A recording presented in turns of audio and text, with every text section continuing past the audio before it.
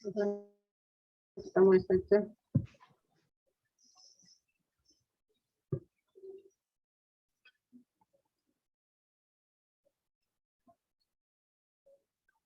Oke, jadi materi kita hari ini mengenai suspensi. Kalau mendengar kata-kata suspensi, apa yang ada di benak kalian atau di pikiran kalian?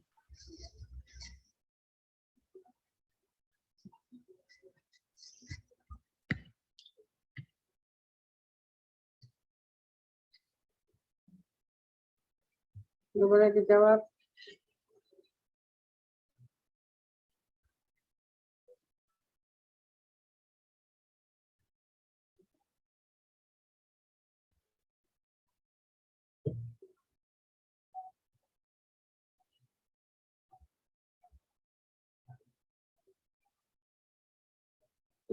Pernah dengar kata suspensi enggak? Sediaan cair ya, Bu? Sediaan cair. Yang bagaimana? Banyak sediaan cair.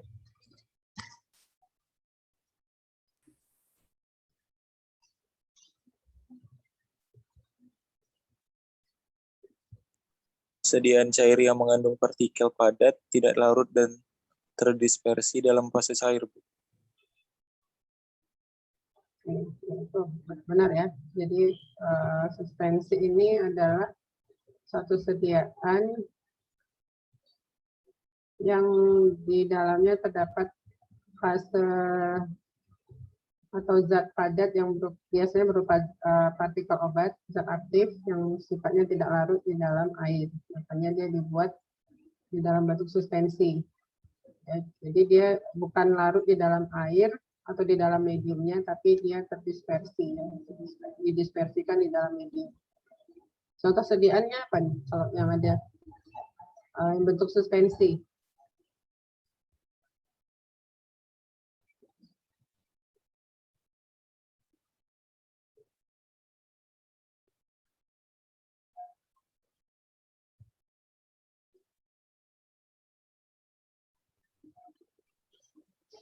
Kayak sirup, Bu. Seperti obat batuk ya, Bu? Obat batuk yang mana ini? Obat demam Proris, Bu. Proris. Bahan aktifnya apa?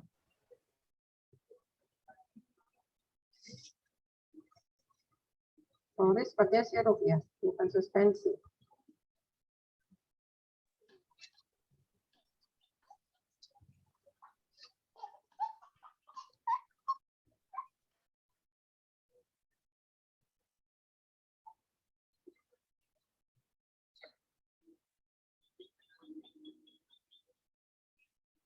Proris.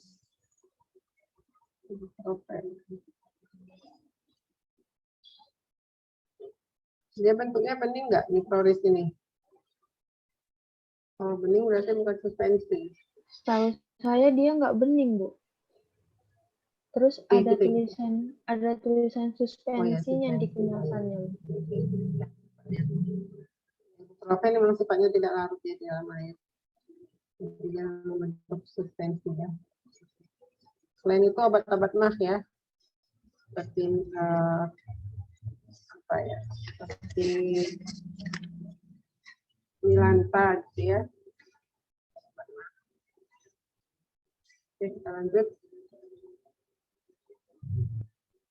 Jadi di sini tujuan umum perkuliahan sama seperti yang lalu, tujuan khususnya mahasiswa dapat menjelaskan suspensi yang baik dalam farmasi, menjelaskan pengendapan dalam suspensi, menjelaskan mekanisme flokkulasi dan deflokkulasi dalam suspensi, membuat formulasi suspensi, mengevaluasi formulasi suspensi farmasi.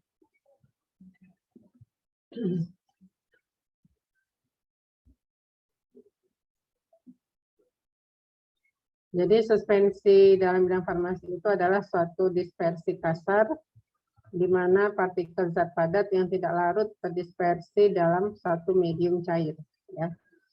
Atau juga suatu dispersi kasar di fase internal yang tersebar merata di seluruh fase eksternal. Dan di sini fase internalnya ini berupa partikel partikel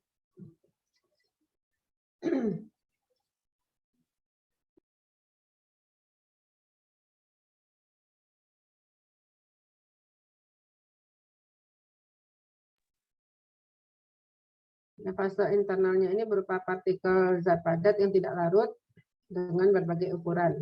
Jadi dia dipertahankan secara merata dengan menggunakan satu atau beberapa bahan suspending agent.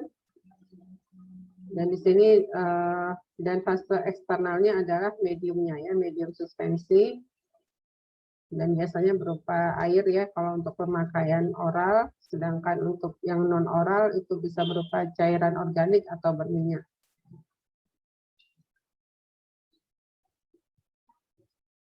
Ada beberapa alasan penggunaan suspensi dalam farmasi. Yang pertama, zat berkhasiatnya tidak larut di dalam air. Kemudian zat berkhasiatnya memiliki rasa tidak enak atau pahit, jadi di sini bisa digunakan bahan tambahan ya, perasa yang bisa menutupi rasa pahit tadi. Lalu bahan perasa atau pemanis ya bisa ditambahkan. Alasan ketiga untuk mengurangi proses penguraian zat aktif di dalam air. Dan juga kontak zat padat dengan medium dispersi ini dipersingkat. Jadi misalnya sediaan antibiotik yang dry syrup ya, seperti amoxicillin dry syrup itu ketika akan digunakan baru dicampurkan dengan air. Ya, jadi dia di sini dan itu pun hanya bertahan 7 hari kalau disimpan di suhu kamar. Kalau di dalam kulkas itu bisa lebih lama, sekitar 10 hari. Jadi di sini kenapa tidak dicampur dari awal? Karena zat aktifnya dapat terurai ya di dalam air. Jadi di sini pembuatan dry syrup ini dalam bentuk suspensi ini tujuannya untuk mengurangi proses penguraian dari zat aktif dengan adanya kontak dengan medium atau air. Dan juga untuk memperpanjang pelepasan obat dengan menggunakan pembawa minyak. Dan ini biasanya tidak bukan untuk pemakaian oral.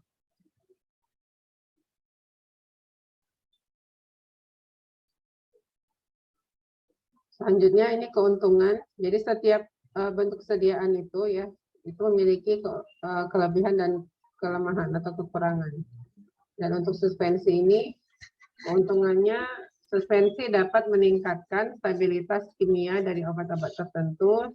Contohnya suspensi prokain penisilin G yang menunjukkan bioavailabilitas lebih tinggi daripada bentuk sediaan yang lain. Dan ini urutan ketersediaan hayati dari beberapa bentuk sediaan. Jadi kalau bioavailabilitas ini kan berarti melihat kadar obat ya yang berada di dalam tubuh. Jadi di situ sudah terjadi absorpsi dari bahan aktif. Jadi di sini untuk larutan itu bioavailabilitasnya lebih tinggi daripada suspensi dan seterusnya. Ini disebabkan karena kalau dia bentuk larutan, berarti kan zat aktifnya ini sudah larut ya di dalam mediumnya, di dalam air. Jadi ketika setelah dikonsumsi, diminum, maka bisa langsung terjadi absorpsi dari bahan aktif. Sedangkan untuk suspensi, di sini diperlukan waktu untuk melarutkan bahan aktifnya tadi. Sedangkan untuk kapsul, ini dibutuhkan waktu lebih lama karena cangkang kapsul yang digunakan ini harus pecah terlebih dahulu. Jadi waktunya lebih lama daripada bentuk suspensi. Jadi cangkang kapsulnya pecah, kemudian bahan aktif keluar, terjadi proses pelarutan obat, baru kemudian terjadi absorpsi. Sedangkan untuk tablet, ya ini tablet biasa, tablet cetak, di sini juga tentu waktunya lebih lama, ya. daripada kapsul. Kalau kapsul ini, kalau dia kapsul gelatin, ya ini kapsul secara umum kan berbasis gelatin. Itu kalau gelatin kena air saja dia sudah hancur ya, melunak dan kemudian pecah. Sedangkan untuk yang tablet, dia waktunya lebih panjang untuk pecah, baru kemudian terjadi disolusi atau pelarutan bahan aktif, dan kemudian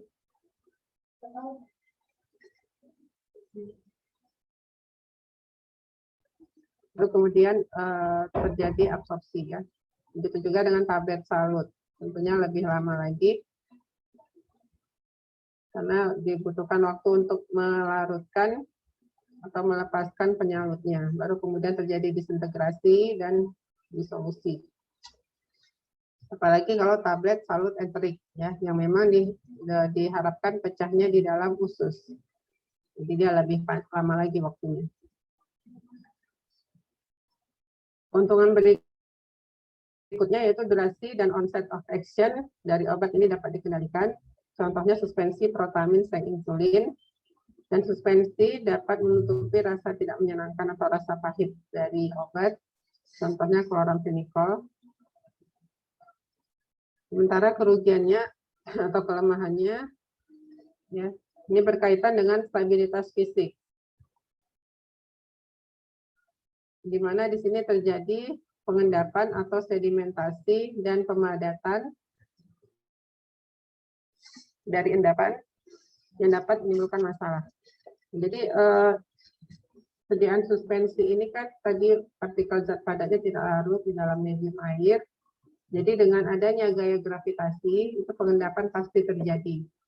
Ya. Jadi di sini yang perlu dilakukan dalam memformulasi sediaan farmasi ini adalah memperlambat terjadinya pengendapan. Karena kalau dia terlalu cepat mengendap, ini stabilitas fisiknya berarti tidak baik. Ya. Apalagi nanti kalau endapan dari bahan aktif itu memadat dan mengeras, ya, sehingga menjadi cake atau padatan yang keras dan tidak bisa diredispersikan lagi ketika akan digunakan. Lalu memerlukan perawatan yang cukup besar selama penanganan dan transportasi karena bentuknya tadi termasuk minyak cairan. Sulit untuk memformulasinya. Ini karena dibutuhkan bahan-bahan suspending agent dengan konsentrasi yang optimum ya kalau kita ingin memformulasi sediaan suspensi ini. Keseragaman dan ketepatan dosis tidak dapat dicapai kecuali suspensi dikemas dalam bentuk sediaan tunggal. Jadi di sini karena tadi suspensi ini mudah mengendap dan kalau dia sulit untuk diredispersikan dengan homogen ya secara homogen, maka ketepatan dosisnya ketika akan digunakan itu nggak dapat ya. Makanya kalau dalam bentuk sediaan tunggal ini lebih baik.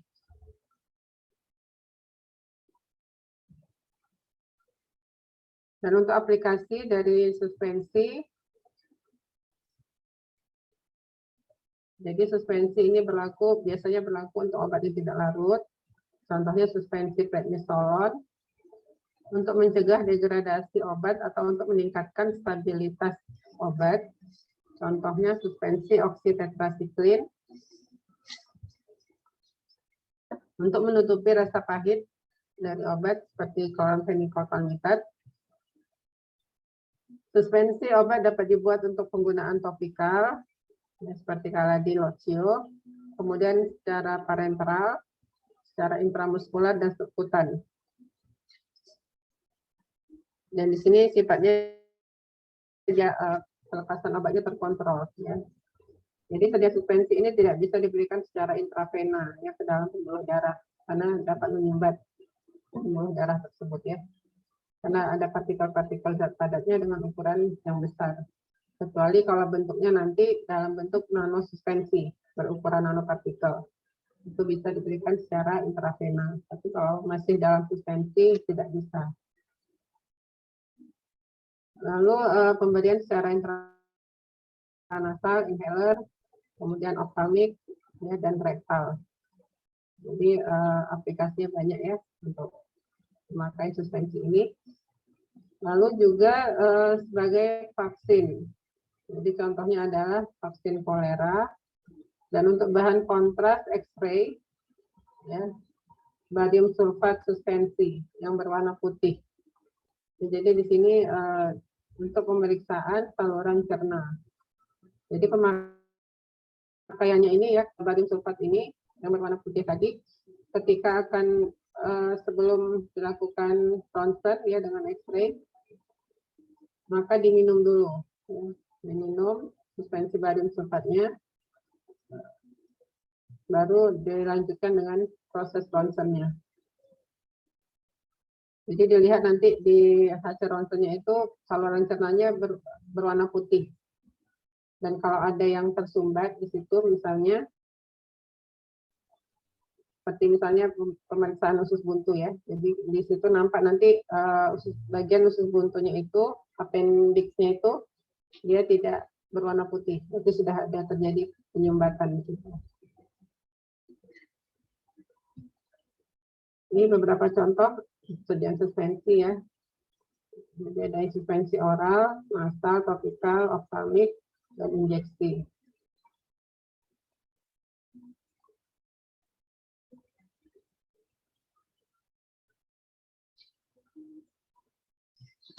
Suspensi yang diinginkan adalah partikel suspensi tidak boleh cepat mengendap, dan sedimen yang dihasilkan harus mudah untuk disuspensikan kembali dengan pengocokan sedang. Jadi dengan pengocokan sedang saja ini partikel-partikel yang mengendap sudah bisa terdispersi ya. Jadi nggak mesti terlalu kuat mengocoknya. Lalu tidak terlalu kental untuk dituang dengan mudah dari wadahnya atau untuk mengalir melewati jarum suntik. Dan juga untuk pemakaian secara topikal, di sini produknya harus cukup cair sehingga dapat tersebar dengan mudah ke seluruh daerah yang sedang diobati. Jadi dia mudah untuk dioleskan, tapi tidak boleh terlalu mudah bergerak hingga gampang hilang dari permukaan di mana obat digunakan. Jadi tidak boleh terlalu encer juga ya, sehingga dia mudah tumpah. Lalu cairan harus dapat kering dengan cepat dan membentuk satu lapisan pelindung yang elastis sehingga tidak mudah terhapus. Ini juga misalnya kalau yang pernah menggunakan Kaladin, Ocio itu ya, itu kan dia kekentalannya cukup baik ya, sangat baik.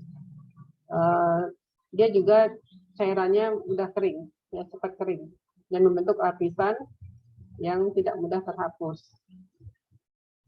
Suspensi memiliki bau, warna, dan rasa yang menyenangkan, dapat melalui jarum suntik atau siring, stabil secara fisik, mikrobiologi, dan kimia, dan untuk sediaan parenteral dan sediaan mata, itu kan syaratnya harus steril ya, kalau untuk sediaan injeksi dan sediaan mata ini. Jadi suspensi untuk parenteral dan ophthalmic ini harus dapat disterilkan.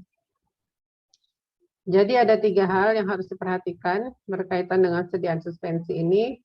Yang pertama, harus dapat dijamin partikel-partikel terdispersi di dalam pembawanya. Kemudian mengurangi pengendapan partikel terdispersi, jadi pengendapannya tidak terlalu cepat, dan mencegah pembentukan cake ketika terbentuk endapan. Pembagian suspensi ya ada beberapa di sini. Untuk berdasarkan kelas umum, ini berdasarkan pemakaian ya, ada suspensi oral, penggunaan luar, dan parenteral. Berdasarkan proporsi partikel zat padatnya, ada suspensi encer dan kental. Kalau di encer, bahan partikel zat padatnya itu konsentrasinya 2-10% berat per volume.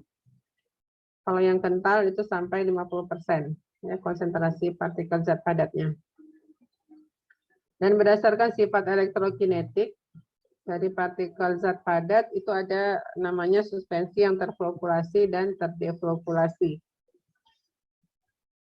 Sedangkan berdasarkan ukuran partikel dari zat padatnya itu ada suspensi kasar, di mana ukurannya lebih besar dari 1 mikrometer. Ya, ini contohnya adalah contoh mudahnya adalah kopi. Ya. Sedangkan yang koloid ini lebih kecil dari 1 mikrometer. Ini contohnya adalah susu. Dan untuk nanosuspensi ini ukurannya lebih kecil, ya, berkisar 10 sampai 100 nanometer.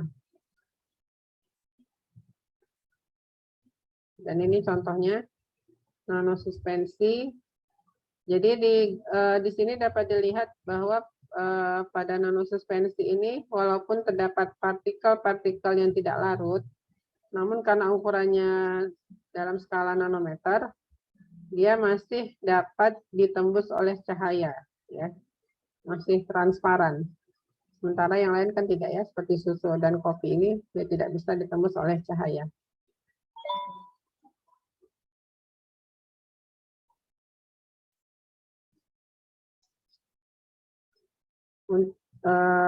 Di dalam suspensi ini, ya, tadi terkait dengan elektrokinetik dari suspensi. Jadi ada potensial zeta. Ya, potensial zeta ini adalah perbedaan potensial antara permukaan lapisan ion-ion yang terikat kuat pada permukaan zat padat dan bagian elektronetral dari larutan. Jadi partikel-partikel yang ada dalam suspensi itu membawa muatan. Ya. Dan muatan ini diperoleh bisa dari bahan tambahan yang digunakan atau ditambahkan dan juga dari proses, ya, seperti pada penggilingan, kemudian absorpsi ion dari larutan. Lalu untuk mengukur potensial zetanya di sini, ya, digunakan alat zetameter.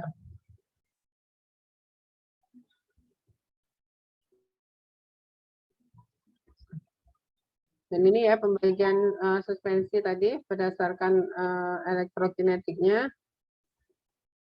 Jadi ada yang flokulasi dan deflokulasi. Untuk yang deflokulasi, pada suspensi terdeflokulasi ini, kalau diukur potensial zetanya, nilainya relatif tinggi, ya, 25 mV atau lebih. Dan di sini terjadi gaya tolak-menolak antar dua partikel yang melebihi gaya tarik-menariknya. Jadi partikel-partikel menjadi terdispersi di dalam mediumnya.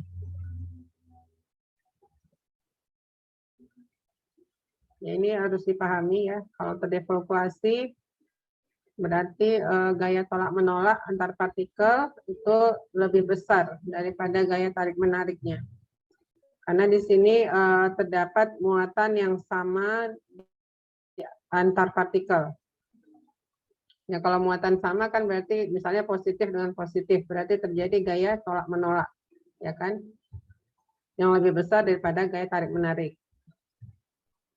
Makanya ini sudah menjadi apa? Sunatullah, ya. Jadi kalau ada manusia yang sama jenisnya, itu bisa terjadi saling tarik-menarik, itu berarti ada keanehan, ya. Mudah-mudahan kita nggak ada yang seperti itu, ya. Nih.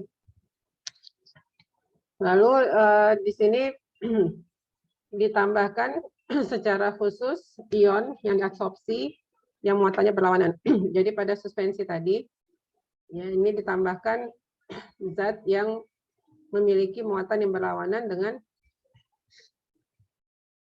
zat aktifnya. Sehingga di sini muatan yang berlawanan tadi itu diabsorpsi, jadi dia diserap tapi hanya pada permukaan. Ya, kalau absorpsi berarti pada permukaan. Kalau diabsorpsi pakai B, ya, beta, maka dia penyerapannya sampai ke dalam. Ya. Kalau absorpsi pakai D, delta, itu hanya pada permukaan saja terjadi penyerapannya. Nah, di sini pada absorpsi dari muatan yang berlawanan ini dengan muatan partikel menyebabkan penurunan potensial zeta.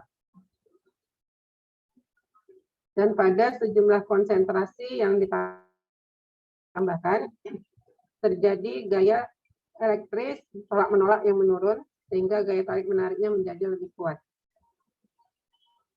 Karena tadi sudah terdapat muatan yang berlawanan. Ya. Dan di sini partikel menjadi mendekat satu sama lain dan membentuk agregat longgar yang disebut dengan flow.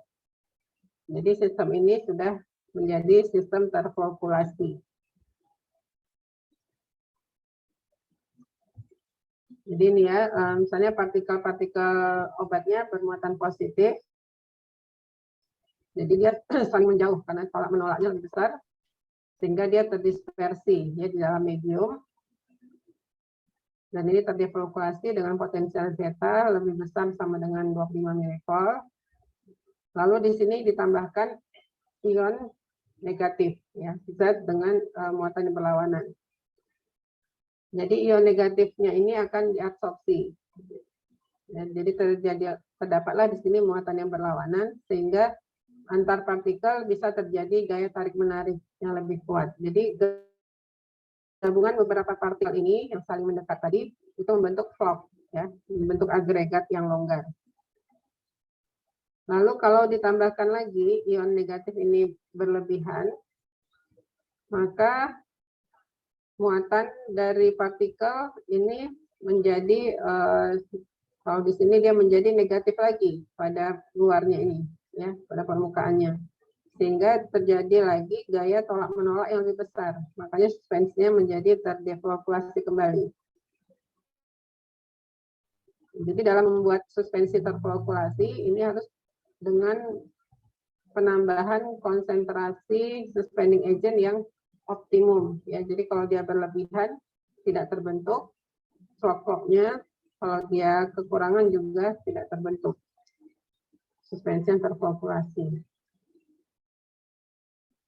Dan ini teori suspensi ya berkaitan dengan pengendapan. Pengendapan atau sedimentasi artinya pengendapan partikel atau flokul yang terjadi di bawah gaya gravitasi dalam bentuk sediaan cair. Jadi teori sedimentasi di sini menggunakan hukum Stokes atau persamaan Stokes.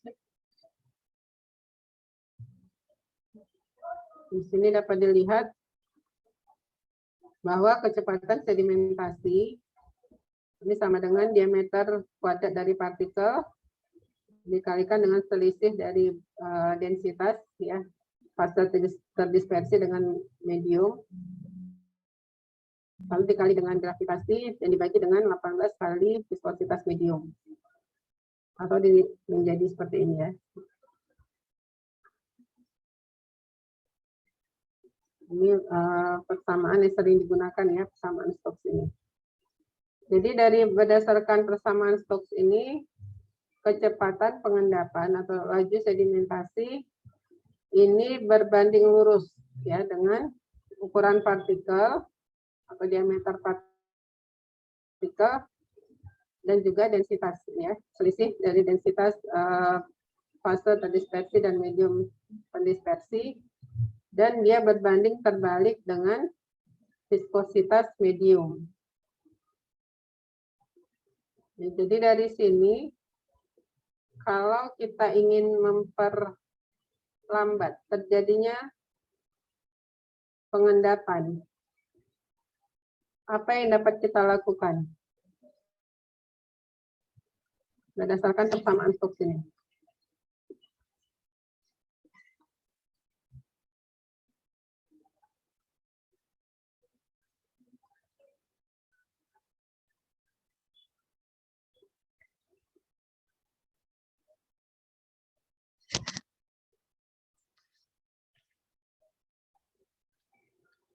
Paham nggak pertanyaannya?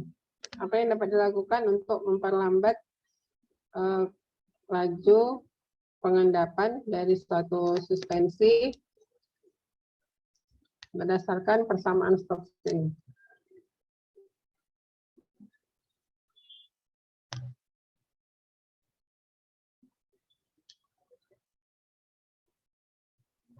Memperbesar viskositasnya ya, Bu?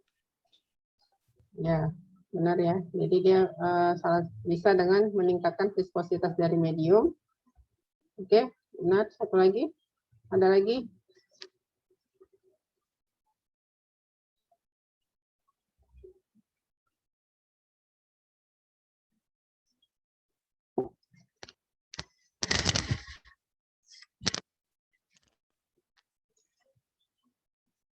Kan banyak nih faktornya, ada diameter partikel, ada kerapatan fase terdispersi, jadi viskositas sudah, dia berbanding terbalik ya. Kalau kaitannya dengan ukuran partikel bagaimana? Kalau kita memperkecil ukuran partikel, semakin cepat atau semakin lambat pengendapan terjadinya pengendapan?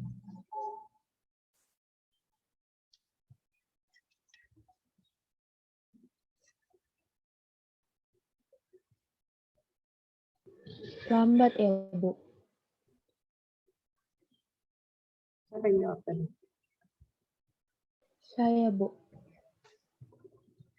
Ya, jadi bisa dengan dua cara tadi ya. Jadi untuk memperlambat terjadinya pengendapan bisa dengan memperkecil ukuran partikel dan juga meningkatkan viskositas dari mediumnya. Ya.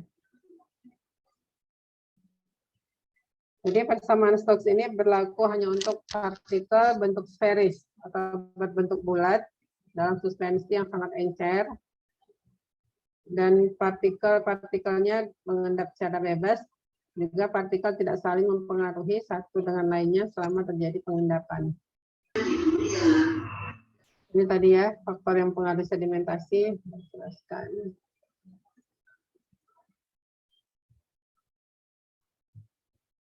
Kaitannya tadi dengan meningkatkan viskositas untuk memperlambat laju sedimentasi, ya, namun viskositas yang terlalu tinggi juga tidak diinginkan. Ya, karena nanti akan sulit untuk meredispersi endapan jika terbentuk endapan, dan sulit untuk menuang cairan suspensi dari wadahnya. Jadi tidak boleh juga terlalu kental. Ketika ukuran partikel yang mengalami pengendapan dikurangi menjadi sekitar 2 mikrometer, maka dapat diamati gerakan acak partikel atau gerakan acak ground.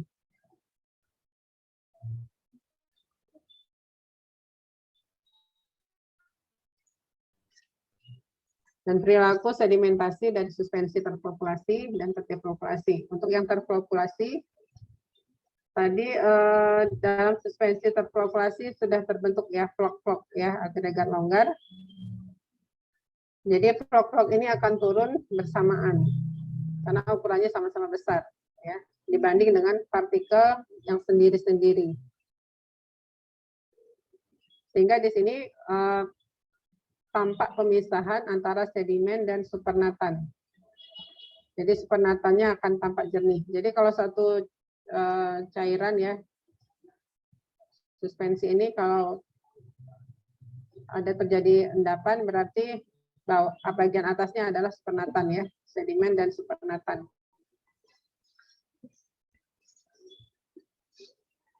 Jadi untuk yang terflokulasi supernatannya akan tampak jernih, dan di sini laju sedimentasi ditentukan oleh ukuran dan porositas dari vlog. Volume sedimen akhir relatif besar dan mudah untuk diredispersikan dengan pengocokan.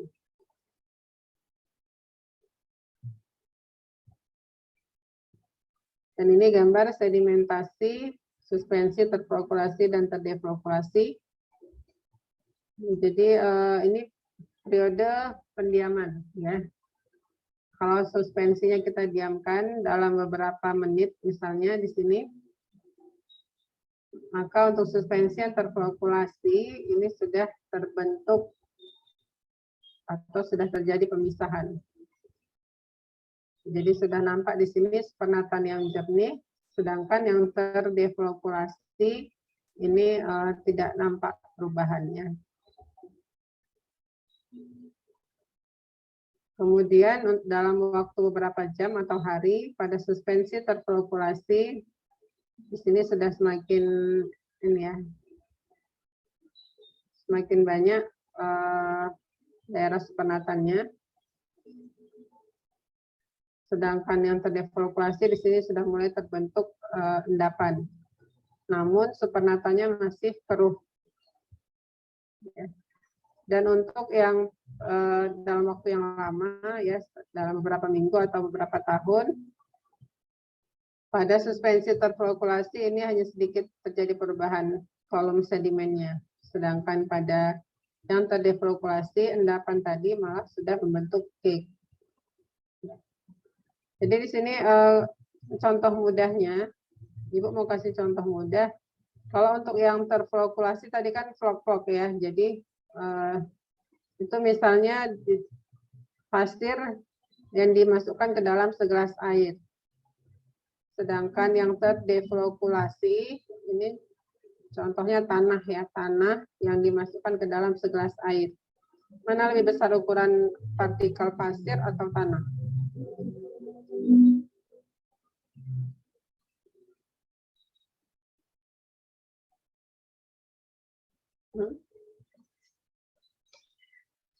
Pasir ya. Sepakat ya, lebih besar ukuran pasir.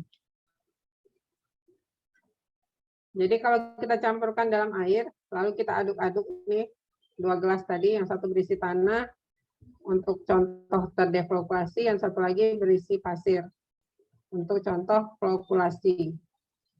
Lalu kita diamkan, ya udah diaduk, lalu kita diamkan. Kalau yang pasir tadi, tentu dia lebih cepat turun ya, karena ukuran partikelnya lebih besar dibanding dengan yang tanah dalam air tadi. Ini kan seperti lumpur ya, seperti lumpur. Pada yang tanah tadi ini itu partikel-partikel yang besar itu lebih duluan mengendap dibanding dengan yang kecil-kecil yang lebih halus. Jadi dia yang halus-halusnya ini masih berada di dalam mediumnya ini, maksudnya masih tidak mengendap ya. Makanya dia masih tampak keruh dari supernatannya.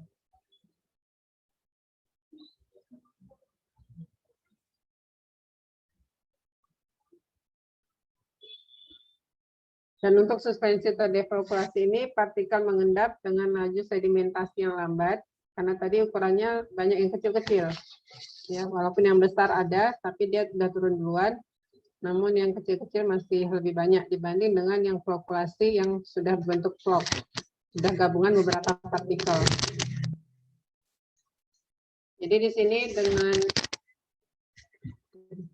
partikel mengendap dengan laju sedimentasi yang lambat dapat mencegah cairan terperangkap dan membuatnya sulit untuk kembali didispersikan dengan pengocokan.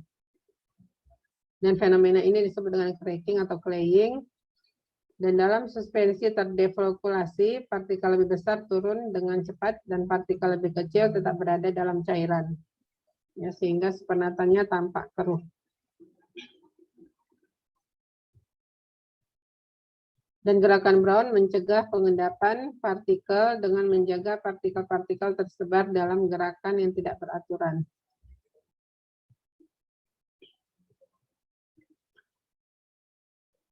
Parameter sedimentasi di sini ada 2 parameter penting. Jadi ada volume sedimentasi dan ada derajat flokulasi. Ya. Untuk yang pertama volume sedimentasi atau F.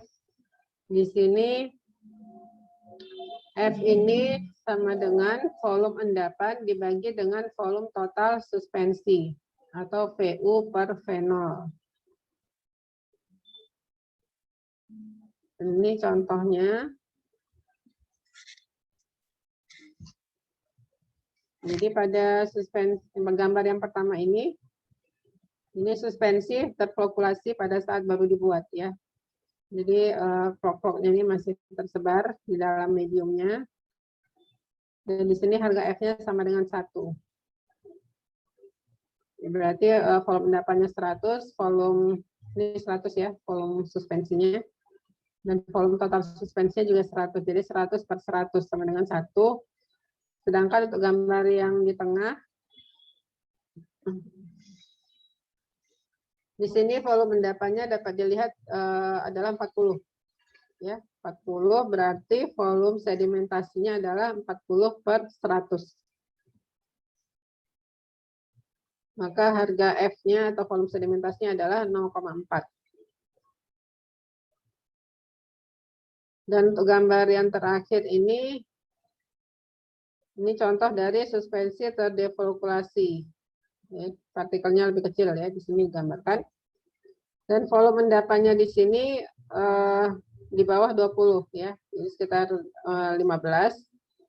Jadi volume sedimentasinya berarti berapa? 15/100 ya. Jadi 0,15. Ini yang pertama, volume sedimentasi. Selanjutnya derajat flokulasi atau beta. Jadi beta ini atau derajat flokulasi ini sama dengan volume sedimentasi dari suspensi yang terflokulasi dibagi dengan volume sedimentasi suspensi bila terdeflokulasi.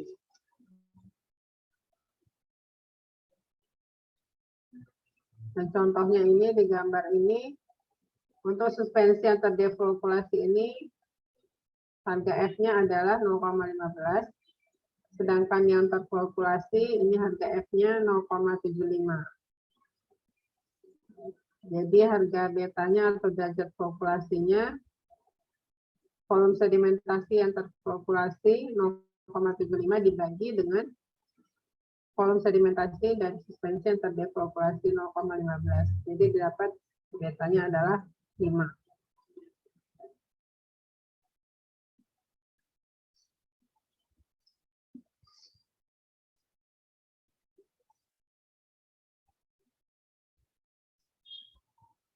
Sebelum kita masuk ke formulasi ini,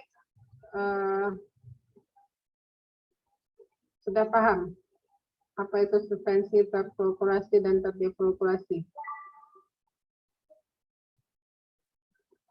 Siapa bisa jelaskan apa itu suspensi terflokulasi, apa itu suspensi terdeflokulasi?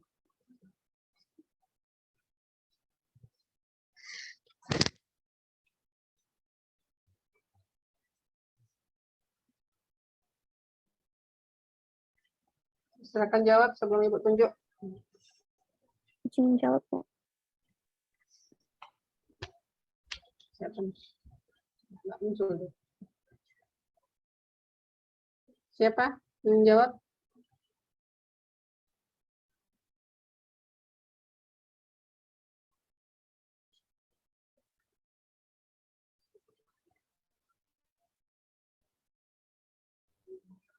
Silakan.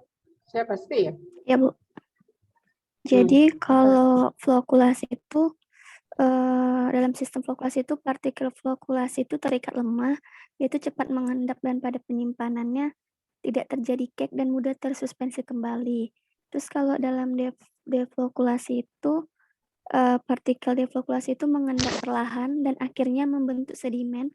Terus dia terjadi agregasi dan akhirnya terbentuk cake yang keras dan sukar tersuspensi kembali.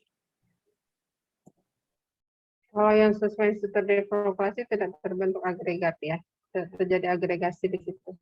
Perlu diralat di situ ya.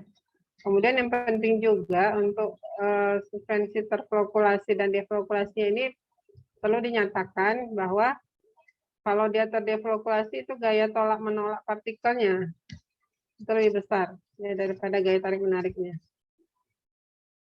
Kalau yang terflokulasi gaya tarik menariknya lebih kuat daripada gaya tolak menolaknya. Itu perlu secara ini ya, secara pengertian. Kalau yang disebutkan tadi itu apa namanya ya, karakteristik atau sifat dari suspensinya.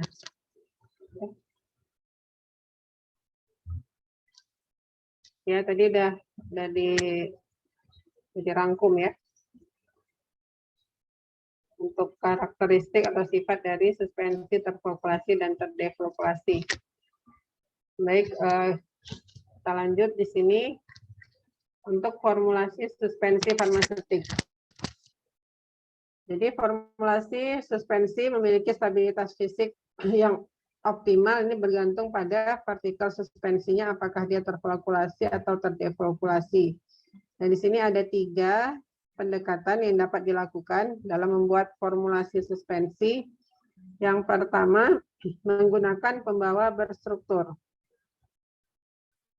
Ya. Di sini pembawa berstruktur digunakan untuk menjaga partikel-partikel terdefolkulasi dalam suspensi. Jadi pembawa struktur ini bekerja dengan menangkap partikel-partikel yang umumnya mengalami defolkulasi, sehingga idealnya tidak terjadi pengendapan. Namun pada kenyataannya tetap timbul ya beberapa derajat sedimentasi. Jadi menggunakan pembawa struktur ini hasilnya adalah suspensi yang terdefolkulasi ya. Kemudian metode kedua ini menggunakan flocculating agent ya, untuk mencegah pembentukan cake. Jadi di sini menghasilkan nanti suspensi yang terflokulasi. Dan metode ketiga ini gabungan dari A dan B. Jadi digunakan di sini yang A tadi pembawa berstruktur dan yang B flocculating agent. Jadi menghasilkan produk dengan stabilitas optimum. Nah, ini ya beberapa pendekatan yang bisa dilakukan dalam memformulasi suspensi. Ini partikel-partikel obatnya ditambahkan dengan bahan pembasah dan medium dispersi, menghasilkan partikel terdefolkulasi dalam yang terdispersi merata ya. Di sini dia sudah terdefolkulasi ya, dengan penambahan ini bahan pembasah dan medium. Lalu yang A ini ditambahkan dengan pembawa berstruktur dan hasil akhirnya adalah suspensi terdefolkulasi dalam pembawa berstruktur. Kemudian yang B dengan penambahan flocculating agent dan hasil akhirnya adalah suspensi terflokulasi. Dan yang C ini tadi kombinasi ya, menggunakan flocculating agent dan pembawa berstruktur. Dan yang ditambahkan pertama adalah flocculating agent-nya dulu. Jadi dibuat dulu flock-flock pada suspensi, baru ditambahkan pembawa berstruktur. Nah, di sini yang contohnya nanti kan pembawa berstruktur ini dapat meningkatkan kekentalan dari suspensinya. Jadi dibuat dulu flock-nya, baru ditambahkan kekentalan dari si suspensinya. Dan hasil akhirnya adalah suspensi terflokulasi dalam pembawa berstruktur. Jadi pendekatan apapun yang digunakan, ini produk akhirnya itu harus mengalir dengan segera dari wadahnya ketika akan digunakan dan memiliki distribusi partikel yang merata dalam tiap dosis. Ya. Tadi pembuatannya sudah. Dan ini ya karakteristik dari suspensi terdefolkulasi.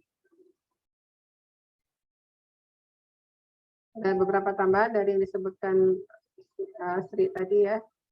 Jadi di sini laju pengendapan sangat rendah, artinya lambat ya. Kemudian sedimen setelah jangka waktu tertentu menjadi sangat padat karena berat lapisan atas bahan-bahan sedimen. Dan di sini gaya tolak menolak antar partikel dilampaui dan terbentuk satu padatan keras atau cake yang sukar atau tidak mungkin untuk didispersikan. Dan sistem terdefolkulasi menunjukkan perilaku dilatan. Jenis suspensi ini memiliki penampilan yang menyenangkan karena partikelnya tersuspensi dalam jangka waktu yang relatif lama. Dan juga karena cairan supernatannya masih keruh, ya, jadi penampilannya masih cantik. Walaupun kebanyakan partikel telah diendapkan.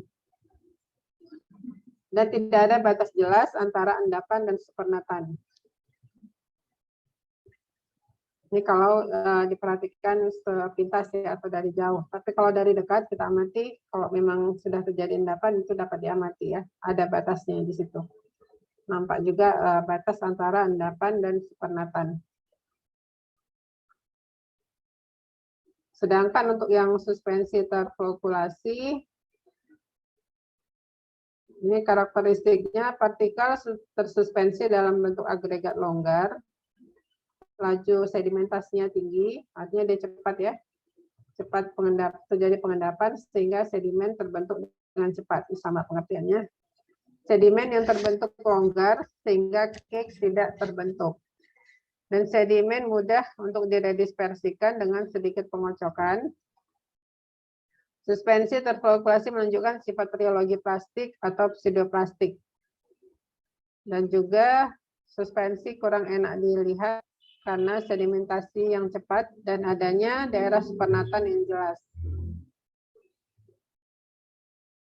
Untuk viskositas itu hampir sama pada tingkat kedalaman yang berbeda. Dan tujuan dari distribusi dosis seragam ini dapat dipenuhi dengan suspensi yang terfluktuasi, ya, karena dia mudah untuk didispersikan partikel-partikel yang atau flok-flok tadi. Dan di sini untuk mendispersikan partikel digunakan surfaktan, alkohol, dan gliserin sebagai bahan pembasah. Penggunaan bahan pembasah tidak boleh berlebihan karena bisa membuat terbentuknya busa dan dapat memberikan bau dan rasa yang tidak diinginkan.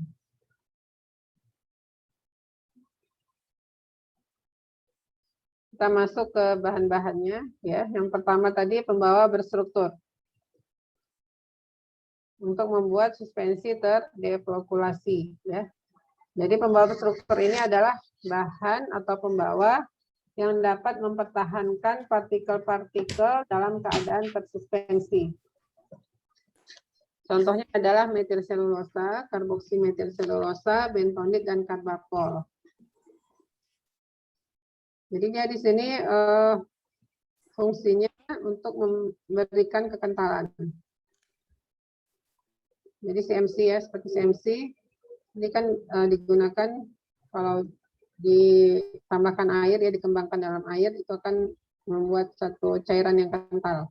Jadi dia di sini memberikan kekentalan sehingga akan memperlambat atau menurunkan laju sedimentasi partikel-partikel. Lalu yang kedua, fluktuasi terkontrol di sini ya. Jadi dalam pembuatan suspensi terfluktuasi ini perlu diperhatikan penggunaan konsentrasi flocculating agent-nya. Dan di sini flocculating agent-nya adalah elektrolit, surfaktan, dan polimer. Ya. Karena perubahan konsentrasi flocculating agent dapat mengubah suspensi dari terfluktuasi menjadi terdefluktuasi, ya, seperti gambar yang tadi. Kalau dia berlebihan, maka akan terbentuk lagi suspensi yang terdefluktuasi. Untuk flocculating agent yang pertama yaitu elektrolit. Di sini elektrolit bertindak dengan mengurangi hambatan listrik antar partikel. Dibuktikan dengan terjadinya penurunan potensial zeta dan pembentukan jembatan antara partikel yang berdekatan, sehingga partikel-partikel membentuk flok yang longgar. Nah, contohnya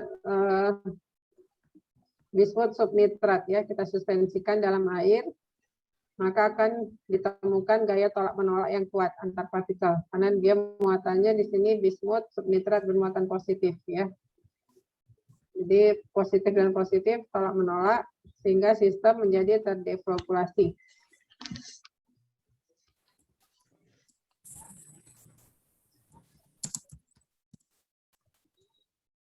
Lalu ditambahkan ke dalam suspensi tadi, bismut subnitrat tadi, kalium fosfat berbasa 1, ya, atau kalium dihidrogen fosfat. Hal ini menyebabkan potensial zeta positif menurun karena terjadi adsorpsi ya dari anion fosfat yang bermuatan negatif. Jadi muatan negatif dari fosfat ini diserap, ya, sehingga menurunkan nilai potensial zeta. Dan dengan terus menambahkan elektrolit, potensial zetanya jatuh ke 0, kemudian menurun ke arah negatif. Dan ketika potensial zeta menjadi cukup negatif, maka volume sedimentasi mulai turun dan akhirnya tidak terbentuk caking dalam suspensi yang berkorelasi dengan volume sedimentasi maksimum. Nah, ini dapat dilihat di sini ya, di gambar ini. Pada diagram caking ini ya. Jadi sumbu X-nya adalah konsentrasi kalium di hidrogen fosfat yang ditambahkan. Kemudian ini sumbu Y-nya, ini nilai potensial zeta, dan yang sebelah kanan ini rasio dari PU per fenol atau volume sedimentasi. Jadi di sini kan ini bagi 3. Ya. Ini daerah yang terbentuk suspensi terdeflokkulasi. Jadi dengan penambahan kalium hidrogen fosfat yang dari tidak ada sampai konsentrasi yang masih rendah ya. Sementara yang di tengah ini adalah penggunaan konsentrasi kalium dihidrogen fosfat yang optimum yang membentuk suspensi terflokulasi dan tidak diamati terjadinya caking di sini. Dan ini kalau dia diberikan berlebihan maka akan terbentuk lagi yang terdeflokulasi.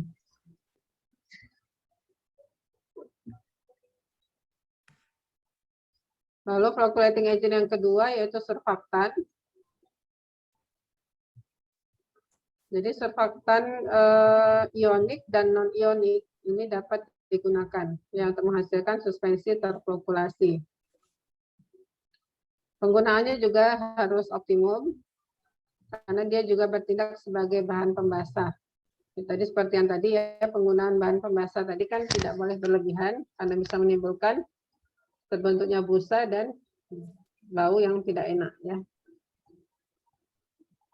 Jadi surfaktan ini ditambahkan untuk mengurangi tegangan permukaan antara cairan medium dengan partikel zat padat.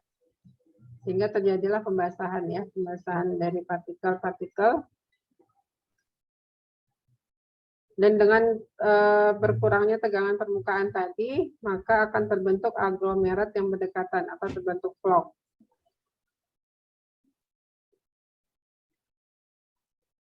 Partikel yang memiliki energi bebas permukaan yang rendah saling tarik-menarik satu sama lain dengan gaya van der Waals dan membentuk aglomerat longgar. Ya. Ini flocculating agent yang ketiga yaitu polimer. Jadi polimer ini memiliki rantai panjang di dalam strukturnya dan dia mekanisme si polimer ini dalam membentuk suspensi terflokulasi adalah dengan membentuk jembatan atau bridging ya antar partikel. Jadi contohnya suspensi sulfamerazin. Sulfa ini bermuatan negatif. Jadi ditambahkan di sini polimer yang muatannya positif atau polimer kationik. Ini keadaan konsentrasi penggunaan konsentrasi polimer yang rendah. Jadi suspensinya terdeflokkulasi. Kemudian ini setelah ditambahkan lagi ya polimer kationiknya sehingga dia tadi mekanismenya ya bridging. Jadi dia menjembatani partikel-partikel si sulfa. Sehingga terbentuklah ini menjadi vlog. Ya, sehingga suspensinya menjadi terflokulasi. Sedangkan yang C ini penambahan konsentrasi polimer yang tinggi. Jadi si polimer akan menyelimuti partikel sulfa. Ya, makanya muatan paling luarnya ini menjadi positif dan positif sehingga tolak menolak lagi yang terjadi. Jadi terbentuklah suspensi yang terdeflokkulasi. Juga gambarannya seperti ini, yang bulat-bulat ini ya, ini partikel obatnya. Ini merupakan polimer dalam konsentrasi yang rendah, dan ini pada konsentrasi yang optimum. Jadi inilah vlog ini ya. Jadi beberapa partikel itu berdekatan membentuk vlog oleh adanya polimer. Dan ini pada konsentrasi polimer yang tinggi. Kemudian ini metode yang ketiga. Tadi kan dengan pembawa berstruktur, kemudian dengan flokulasi terkontrol. Dan ini metode yang ketiga, yaitu flokulasi dalam pembawa berstruktur. Ya, jadi digunakan floculating agent, digunakan pembawa berstruktur. Jadi di sini dikatakan bahwa metode yang ketiga ini akan menghasilkan suspensi yang paling ideal. Dan di sini harus hati-hati dalam penggunaan flocculating agent dan pembawa berstrukturnya, ya. Jadi harus dilakukan dulu penelitian ya dalam menggunakan bahan-bahan tambahan karena bisa terjadi inkompatibilitas antara bahan pemflokulasi dan polimer sebagai bahan berstruktur. Jadi ini contohnya di sini partikel obat bermuatan positif. Flocculating agent-nya bermuatan negatif, pembawa berstruktur bermuatan negatif.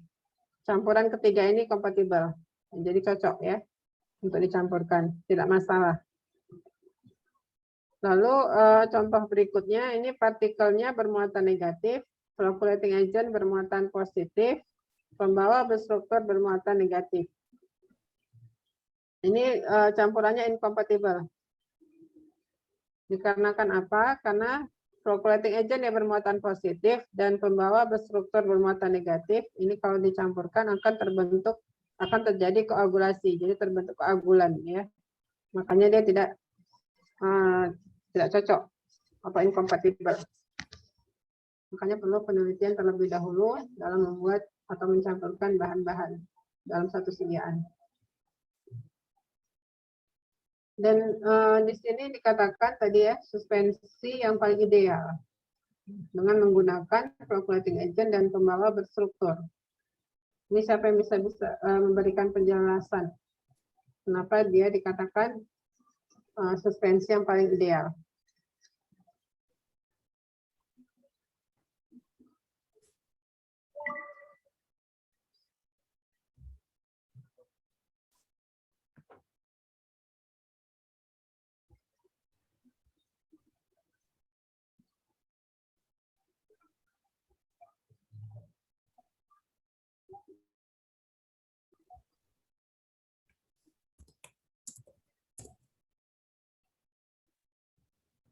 Dengan menjawab.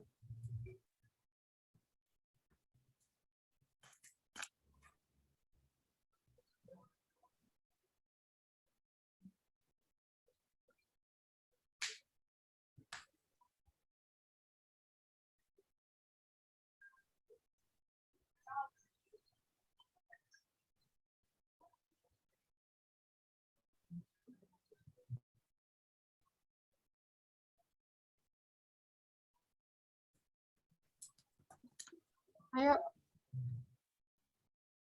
Ini kan gabungan nih. Ada suspensi terflokulasi dalam pembawa berstruktur.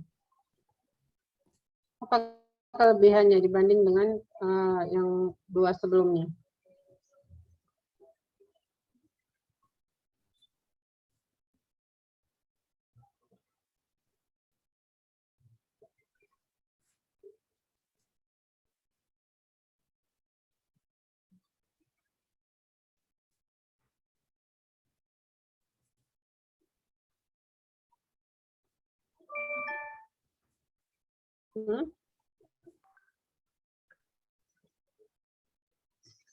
Apa? Ayo.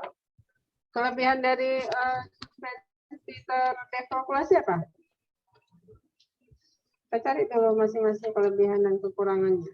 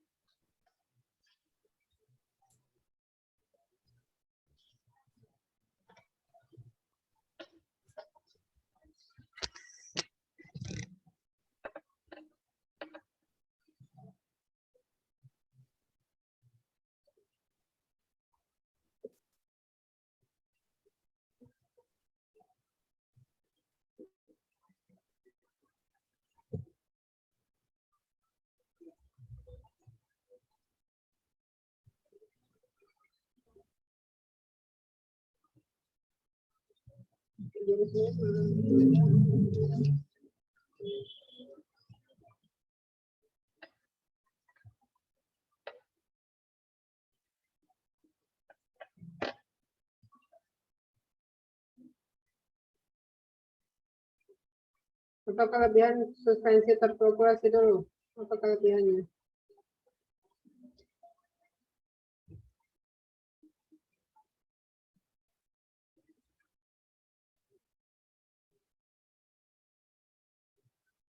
Panggil aja ya.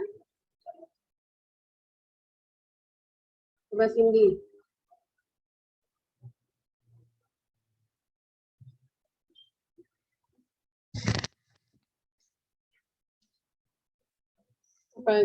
Kelebihannya apa nih? Suspensi terflow dan terflow.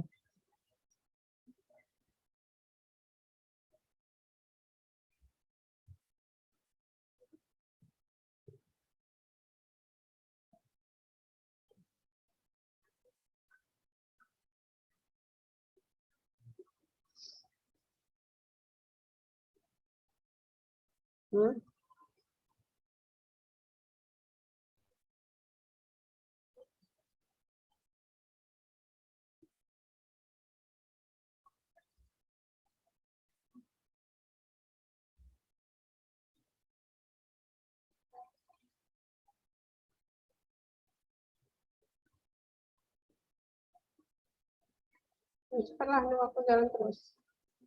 Bisa? Izin menjawab, Bu. Kalau yang terdeflokulasi itu laju pengendapannya sangat rendah, Bu. Tunggu Kemudian apa tadi? Kalau yang terdeflokulasi, Bu. Laju pengendapannya sangat rendah. Kemudian sistemnya menunjukkan perilaku dilatan. Kemudian cairan supernatan keruh atau berawan meskipun kebanyakan partikel telah diendapkan.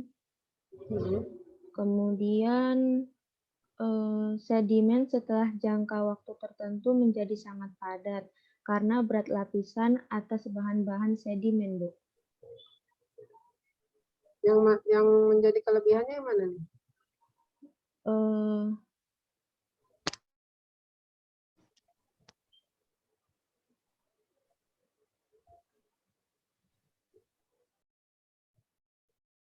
Sedimentasi yang lambat tadi ya, satu. Terus apa lagi?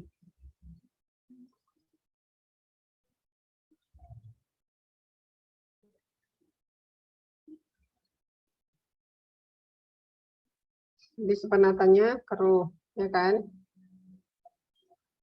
Iya, Bu. Kelemahannya apa? Kelemahan dari si deflokulasi. Coba Ainun.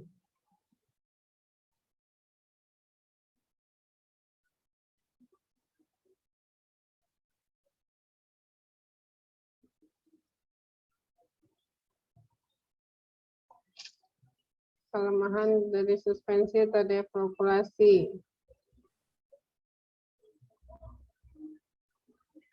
Ada musuh Rina.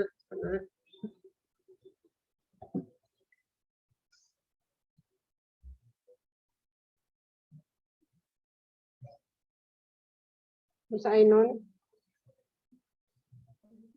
Izin mencoba menjawab, Bu. Ya, Febrika silakan. Kekurangan dari sistem deflokulasi ini yaitu di mana dia bakalan kesulitan dalam mendispersi sediaan walaupun sudah dilakukan pengocokan, Bu. Terus apa lagi?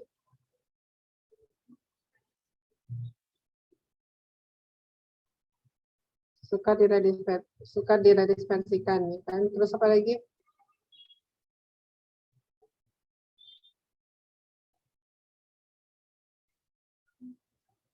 Terbentuk cake ya. Ada suspensi terdeflo kan terbentuk cake, ya kan? Itu kelemahannya. Sedangkan untuk terflokulasi apa kelebihannya?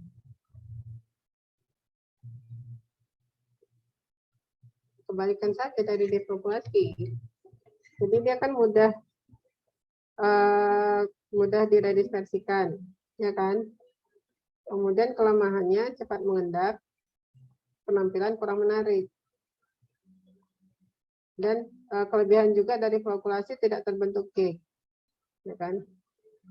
Jadi di sini kalau digabungkan kedua metode tadi, suspensi akhirnya apa yang didapatkan?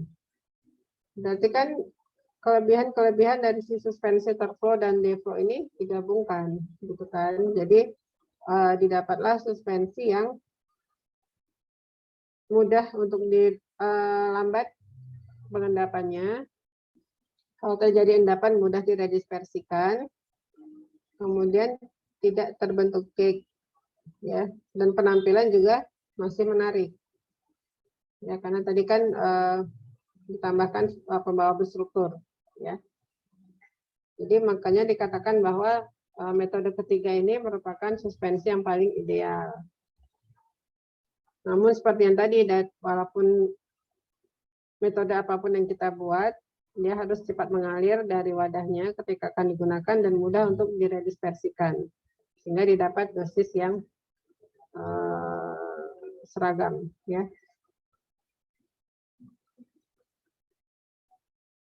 Dan ini stabilitas suspensi, ini sering dikaitkan dengan laju pengendapan, redispersi endapan, dan pembentukan kristal. Jadi suspensi ini kalau dibiarkan itu bisa juga kalau lama-kelamaan partikelnya menjadi bentuk kristal, ya. Jadi evaluasi atau pengujian kestabilan suspensi memungkinkan seorang formulator memilih atau menyeleksi penyiapan awal yang dibuat dan juga menentukan formulasi yang dibuat sesuai dengan yang diinginkan. Dan parameter pengujian untuk suspensi ini antara lain menentukan ya volume sedimentasinya, derajat flokulasi, mengontrol ukuran partikel, kemudian kemampuan diredispersikan atau redispersibilitasnya, menentukan sifat rheologi dan viskositas, lalu mudah tidaknya suspensi dituang dari wadahnya atau mengalir melalui jarum suntik. Oke, sampai sini bahan kuliah kita hari ini.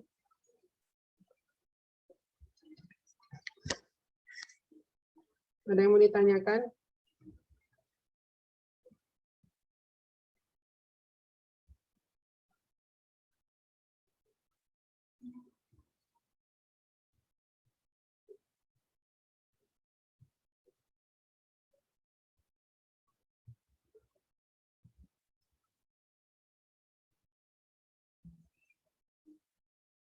Bu, izin bertanya, Bu. Izin bertanya, Bu.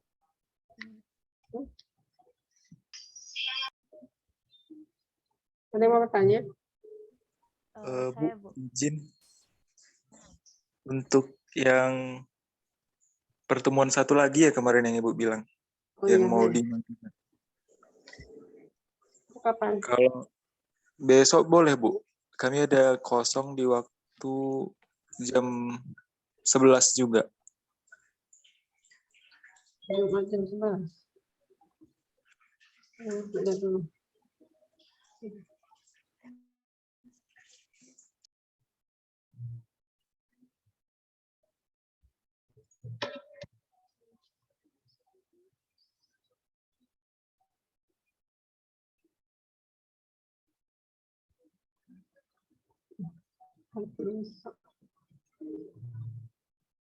Oh, insya Allah bisa lah. Tunggu. Bisa ada rapat. Boleh berarti, Bu? Bentar.